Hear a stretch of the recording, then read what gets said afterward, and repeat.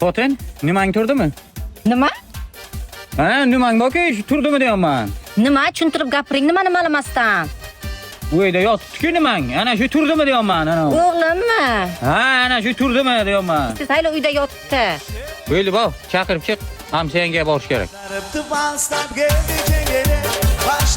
Assalomu alaykum, keling, yaxshimisiz? Nimangiz yaxshimi? Tushunmadim. Nima meni ishim seni? Menga qarang, eringiz yaxshimi deb so'rayaptilar, ibi. Shuni to'rasa bo'ladi-ku. Kim? Nima kelanding, Ismat? Shu o'g'lim nimanga ko'rib qolibdi. Bir kayf kelgan, bir bersang shu nimang o'ynasa. Ana. Nima kayf ketdi? Ha? Ana, tarvuz to'pdingiz. Ha, ana shu futbol o'ynamoqchi bachalar bilan. Shunday demaysanmi? Hay, olaversin, o'ynasin. Men to'g'ri gapirsang bo'ladi shuni, Ismat. Endi siz amakina to'g'ri tushunmang. Bilasizki, dadam so'z boylik ekan. Shunga nima deyaveradilar-da. Ha, Yusuf kapak. Ana, hozir xotining ko'rdim, nimasi yomon gap degani?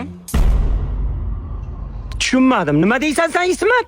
Sen og'zingga qarab gapir. Menga qarang, darrov xotiningiz dadam murdi, qo'li katta ekan debdilar. Ha, shuni to'g'ri aytsang bo'lmaymi? Mayli, sog' bo'ling. Nima? Xotining ayt. Nimasini yopib qo'ysin. Uydan qaytan hammasi qarab o'tyapti. Nimani? Darvozangizni aytibdilar. Ha. Sog' bo'linglar.